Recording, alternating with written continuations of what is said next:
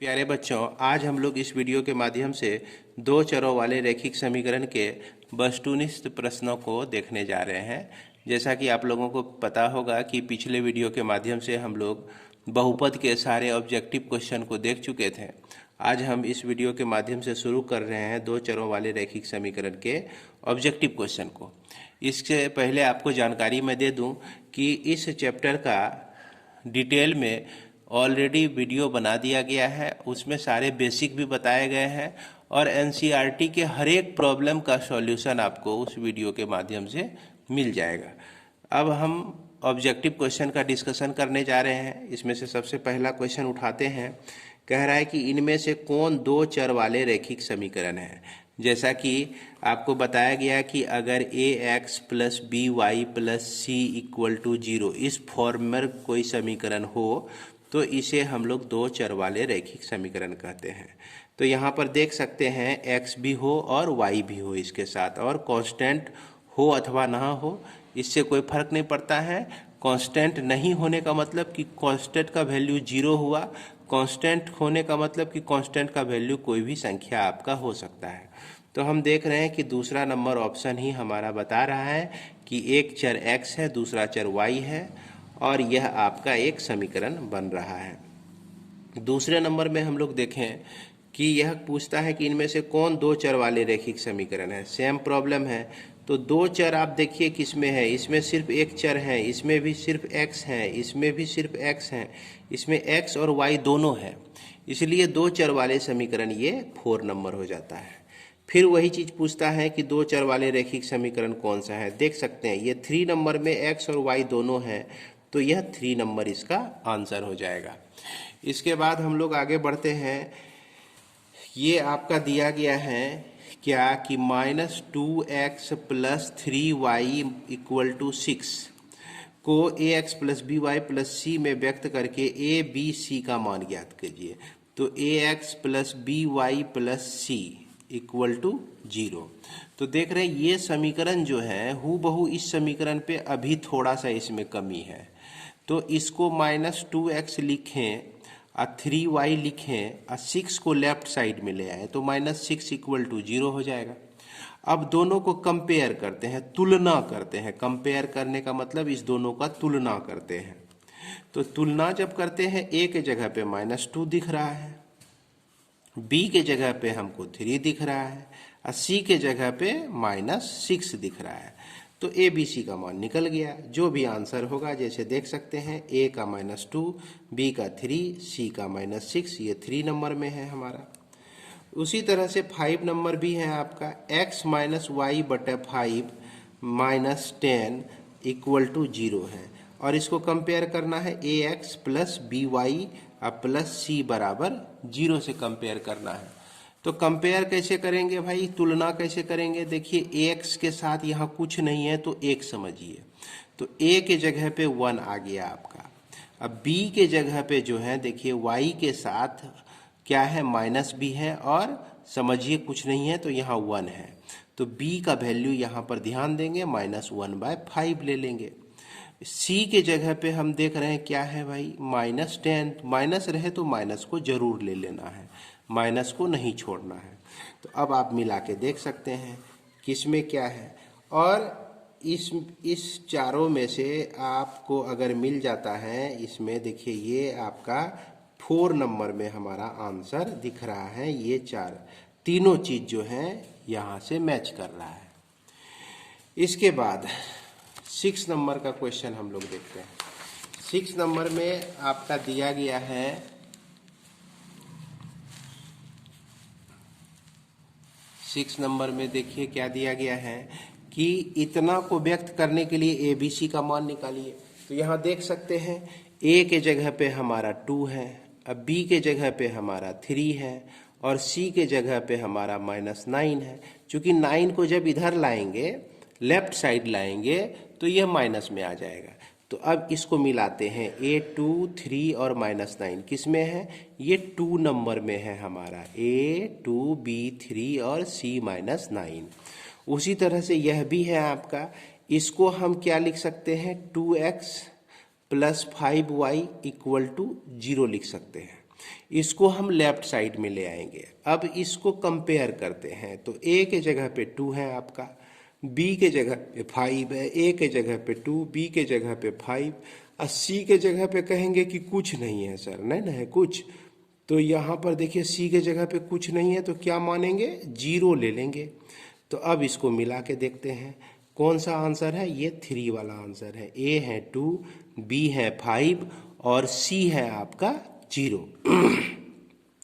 उसी तरह से 8 में आपको देखिए क्या कह रहा है कि समीकरण y बराबर 3 का 2 चर वाले समीकरण के रूप में क्या होगा। तो यहाँ पर समझना है 8 नंबर में कहता है y बराबर 2। तो यहाँ तो हम देख रहे हैं एक ही चर है भाई, क्या गो चर है, एक ही चर है, सिर्फ y है। अगर 0 गुना x लिख दें यहाँ पर और जोड़ y बराबर 3 कर दें तो ये समीकरण और ये समीकरण में कोई अंतर नहीं होता है, क्योंकि 0 से गुना करने के बाद x का ये 0 ही आ जाएगा, यानी कि यह इसको सॉल्व करेंगे तो यही आएगा। लेकिन यहाँ पर हम देख रहे हैं क्या गो चर है, 2 चर हैं, इसलिए इस तरह का फॉर्म जो होगा जैसे 4 नंबर, ये आपका 4 नंबर का आंसर हो जाएगा। x गुना 0 कहिए या 0 गुना x कहिए, बात बराबर ही है आपका। उसी तरह से 9 में भी देखते हैं क्या कह रहा है कि इतना इतना के रूप में लिखने में ABC का मान ज्ञात कीजिए। 9 को हम लोग इस तरह से कंसीडर कर सकते हैं बच्चों, यहाँ पर 9 को क्या करना है आपको, यह 5 इक्वल टू 2x दिया गया है। अगर 2x minus plus 5 equal to 0, ये 2x को हम लेफ्ट साइड ले आए तो इस तरह से लिख सकते हैं। इसको इस तरह से भी लिख सकते हैं, माइनस अगर कॉमन ले लेते हैं तो 2x माइनस 5 इक्वल टू 0 होता है। ये माइनस जो है इधर 0 से मल्टीप्लाई होके 0 हो जाएगा और 2x माइनस 5 इधर हमारा इक्वल टू 0 बच जाएगा। अब इसको कंपेयर करते हैं यानी तुलना करते हैं, ax plus by plus c बराबर 0 से तुलना करते हैं। तो हम देख रहे हैं कि a के जगह पे 2 है, अब b के जगह y वाला कोई टर्म इसमें नहीं है तो इसीलिए b का जो वैल्यू हो जाएगा 0 हो जाएगा और c का जो वैल्यू हो जाएगा आपका क्या हो जाएगा, -5 हो जाएगा। तो इस तरह से हमारा ये सब चीज़ निकलता है। मिलाते हैं, ये किस में है भाई, ये 1 में है आपका। a बराबर 2, b बराबर 0 और c बराबर -5 किस में है, 1 में है। तो 1 ही इसका आंसर हो जाएगा, इसमें कंफ्यूज नहीं कीजिएगा, 1 आंसर हो जाएगा।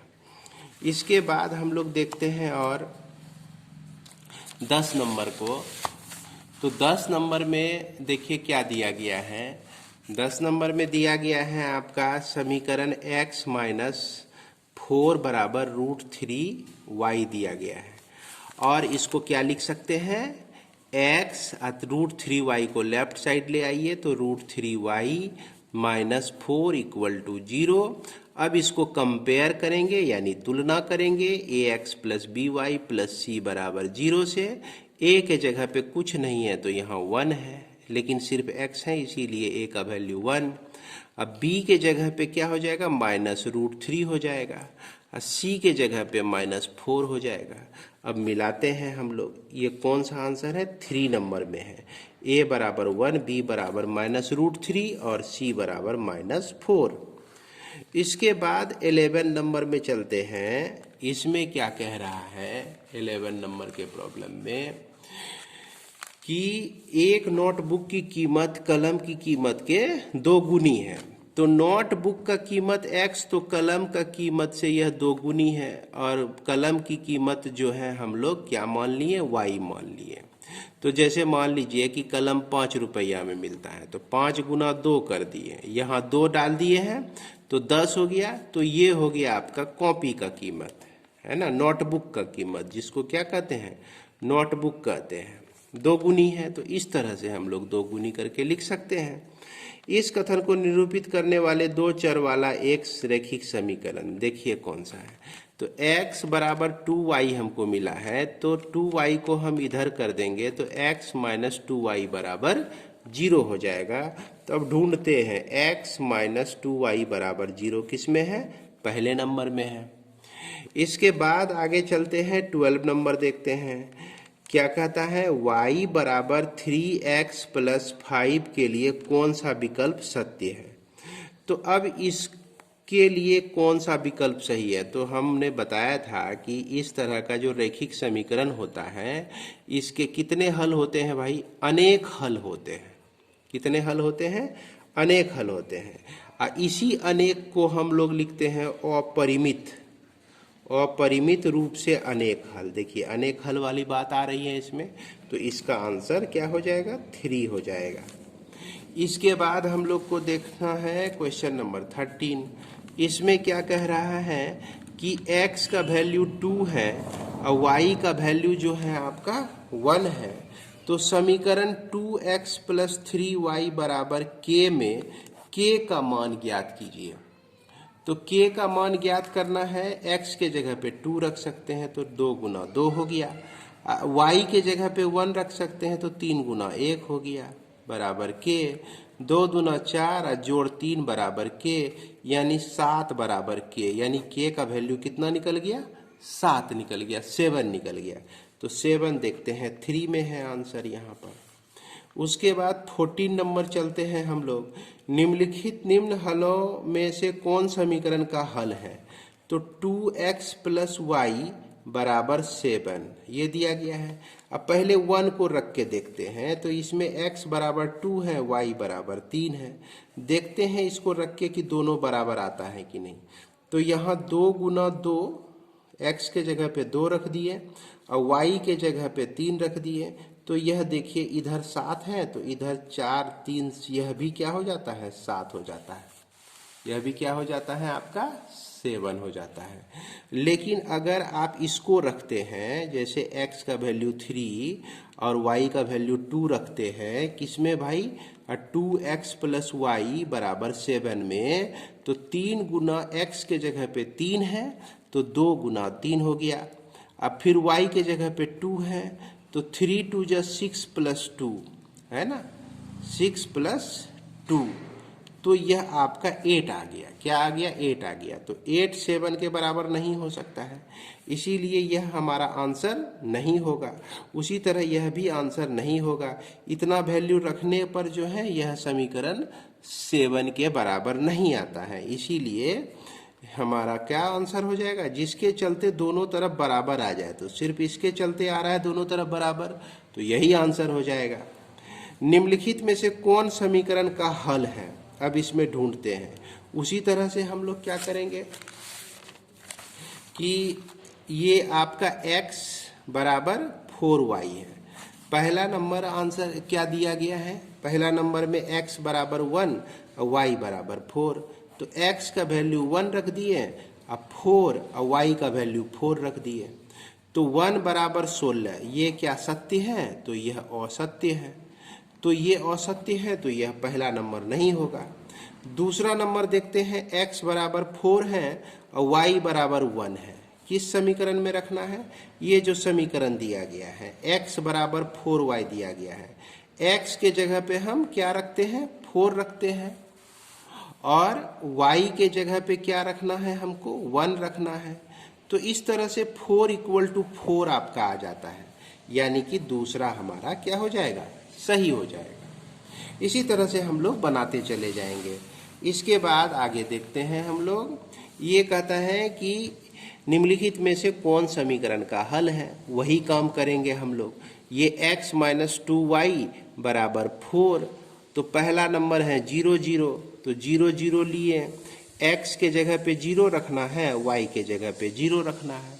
तो अगर x के जगह पे 0 रख दें और y के जगह पर भी 0 रख दें, देखें कि 4 के बराबर होता है ये, तो नहीं होता है, नहीं होता है, असत्य हो गया। तो पहला वाला आंसर नहीं होगा।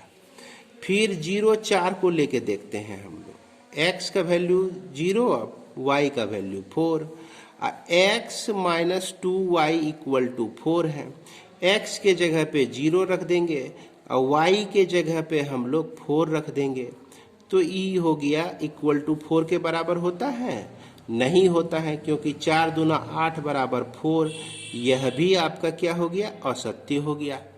तो इस तरह से ही हम क्वेश्चन नंबर बना सकते हैं और इसमें देखेंगे कि 3 नंबर रखने से यह संतुष्ट हो जाता है।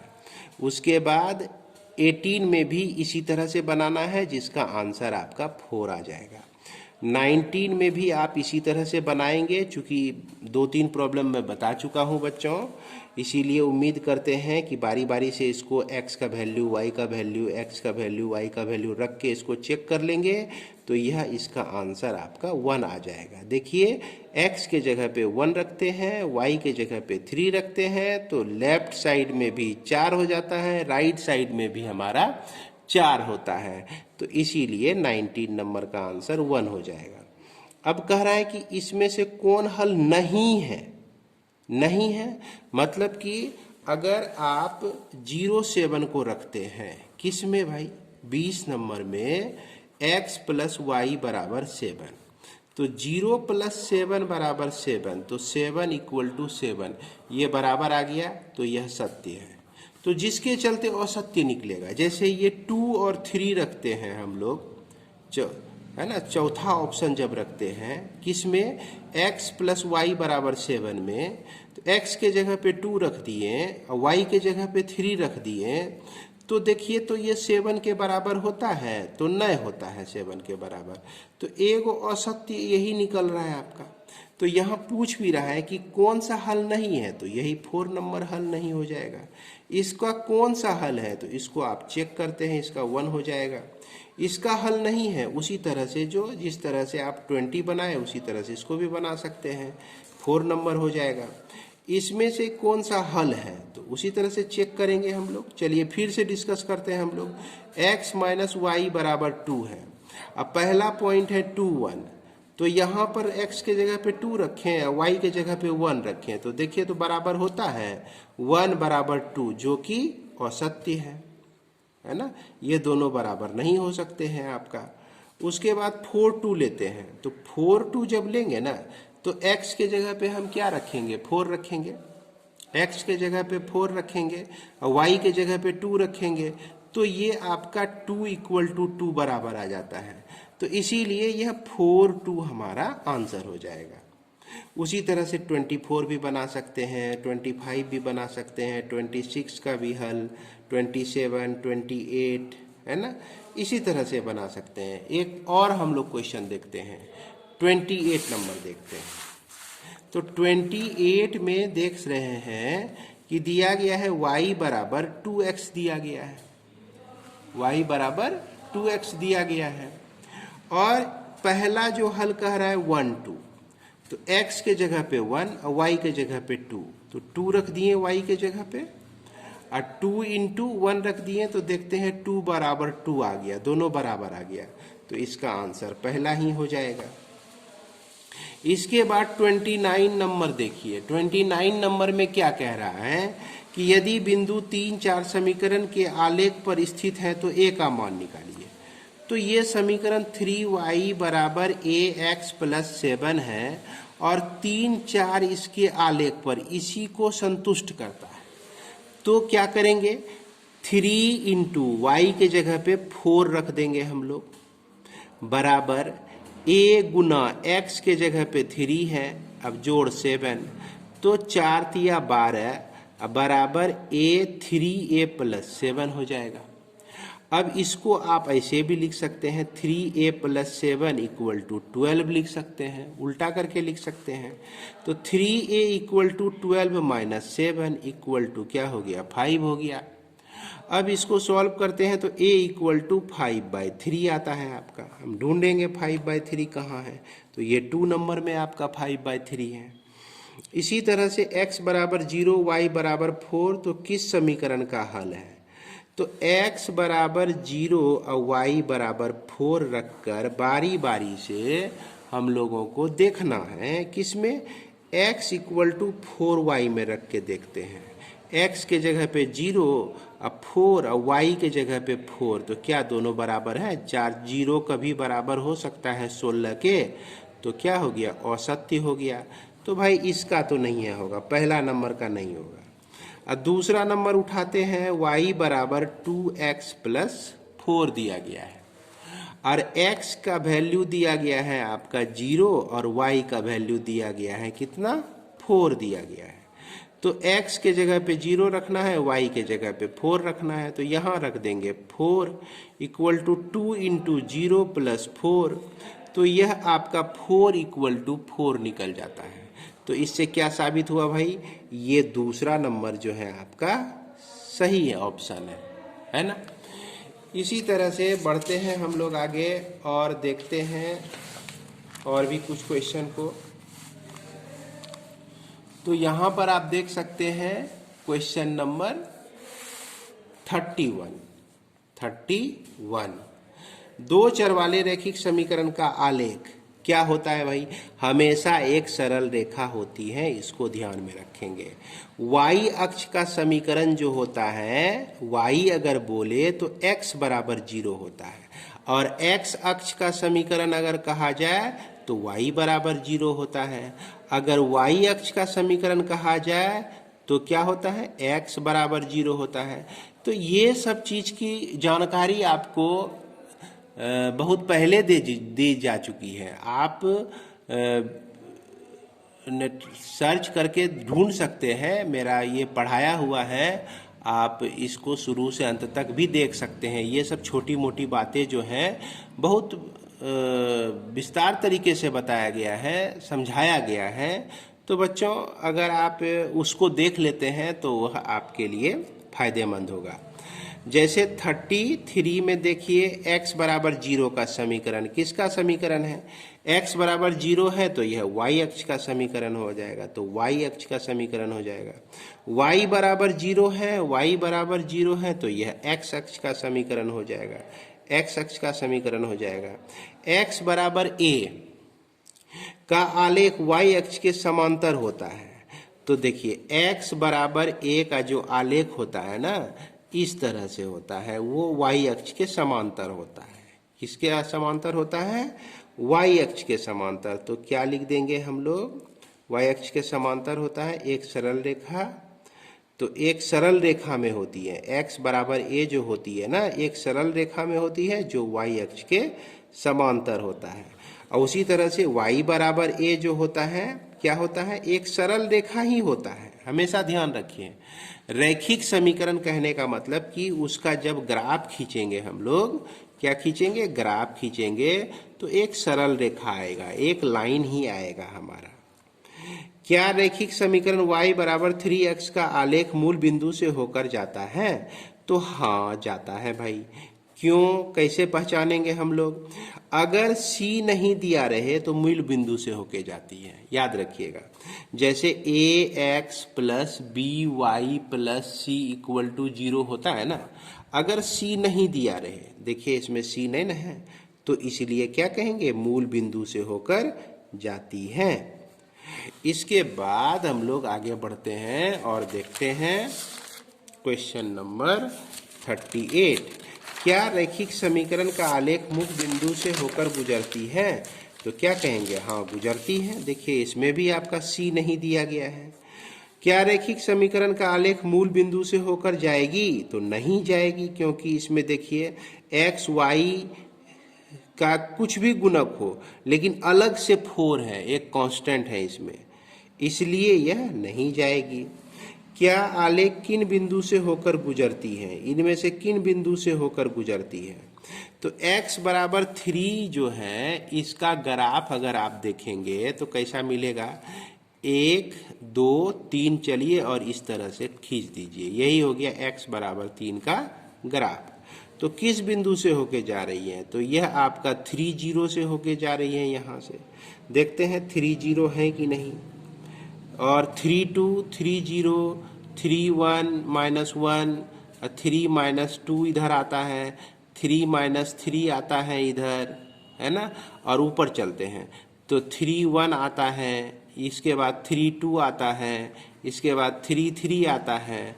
तो अब हम ढूंढते हैं भाई 3 2 है यहाँ पर, तो सही बात है 3 2 जो है इस पे, इस रेखा पर आता है आपका। तो इसलिए यह जो आपका समीकरण है किससे गुजर रहा है, 3 2 से गुजर रहा है। तो इसको ध्यान में रखेंगे बच्चों, थोड़ा सा नज़र से ओझल हो गया होगा आप लोगों के नज़र से। तो इसमें हम लोग जो हैं अभी तक क्वेश्चन 1 से लेकर 40 तक के क्वेश्चन का डिस्कशन कर चुके हैं, है ना। अब हम लोग नेक्स्ट वीडियो में और भी क्वेश्चन का डिस्कशन करेंगे। तब तक के लिए आप अपनी तैयारी को जारी रखिए बच्चों। धन्यवाद।